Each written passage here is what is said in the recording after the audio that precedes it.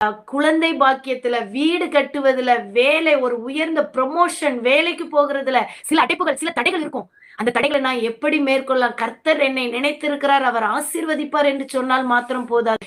நாம் தேவனை துதிக்கிறவர்களாகவும், நம்முடைய பலிபீடம் செப்பனிடப்பட வேண்டும். அன்னாளுடைய வாழ்க்கையில கற்பம் அடைக்கப்பட்டிருந்தது. அவளுக்கு விடுதலை இல்ல. அன்னாள் எல்கானா அவரை மிகவும் நேசித்தார் தான். ஆனா வாழ்க்கையில கசப்பு. அண்ணாள பார்த்து ஏன் அழுகிறா? ஏன் சஞ்சலப்படுகிறா?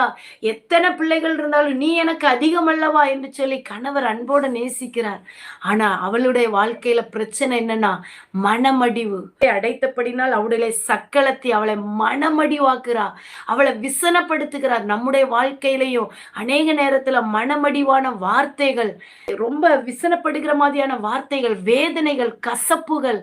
என் வாழ்க்கையில முன்னேற்றம் இல்லையே, என்னுடைய குடும்பத்தை அடுத்த லெவலுக்கு எப்படி கொண்டு செல்வது என்று சொல்லி அநேக நேரங்கள்ல போராட்டத்தோடு, பாடுகளோடு, தவிப்போட நம்ம இருக்கிறோம். கர்த்தர் நல்லவர், கர்த்தர் நல்லவர், கர்த்தர் நம்மை நினைத்திருக்கிறார். சொல்லுங்க, கர்த்தர் என்னை, உங்க பெயரை சொல்லி சொல்லுங்க. கர்த்தர் மேரியை நினைத்திருக்கிறார். கர்த்தர் மேரியை ஆசீர்வதிப்பார். ஆமேன். அந்த வார்த்தை இந்த டிசம்பர் மாதத்துல இவ்வளவு நாள் கர்த்தர் நம்மளை நினைத்துதான் இருந்தார். ஆனா சில காரியங்கள் கனி கொடுக்க போடாதபடிக்கு, ஆனால் அந்த ஆசீர்வாதம் நம்முடைய எல்லைகளில வரவிடாதபடிக்கு பொறாமை வந்து தடுக்கும். ராகேலுடைய காரியத்துல கர்த்தர் அவள் கற்பத்தை அடைத்திருந்தார். காரணம், அவளுடைய சகோதரி அவள் அற்பமா எண்ணினாள், அவள் மேல் பொறாமை கொண்டாள் என்று வேதத்துல வாசிக்கிறோம்.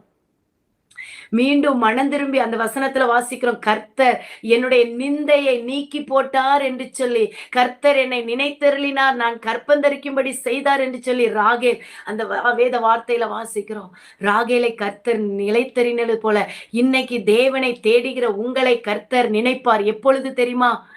ஆண்டுடைய சமூகத்துல நாம் தேடும்போது, அவரை நினைக்கும் போது, நம்முடைய குணங்கள் பாவ குணங்களை விட்டு விலகும் போது, தேவ கற்பனைகளுக்கு கீழ்ப்படியும் போது, வேதத்தை வாசிக்கும் போது, பாவம் செய்யாதபடிக்கு உமது வாக்கை என் இருதயத்தில் வைத்து வைத்தேன் என்று சொல்லி தாவீது, சங்கீதக்காரனாகிய தாவீது சொல்லுகிறார். அப்போ இந்த வேத வசனம் நம்முடைய இருதயத்துல இருக்கும் போதுதான் நாம் பாவம் செய்யாமல் இருக்க முடியும். ஆகவே நாம் பாவத்துக்கு விலகி ஓடுகிறவர்களாக இருக்க வேண்டும். பிசாசுக்கு எதிர்த்து நில்லுங்கள், அப்பொழுது அவன் உங்களை விட்டு ஓடி போவான் என்று சொல்லி இருக்கிறது. தீமோத்தேயுல பாவ இச்சைகளுக்கு நீ விலகி ஓடு என்று சொல்லியிருக்கு. பிசாசுக்கு எதிர்த்து நிற்க சொல்லியிருக்கு. ஆனா பாவத்துக்கு விலகி ஓடிரு, அதுகிட்ட நின்று நீ போராட முடியாது என்று சொல்லி. கர்த்தர் நம்மளை நினைக்க வேண்டுமானால் வேத வசனத்தை வாசிக்க வேண்டும், தேவ கற்பனைகளுக்கு கீழ்ப்படிய வேண்டும், பாவத்திற்கு விலகி ஓட வேண்டும்.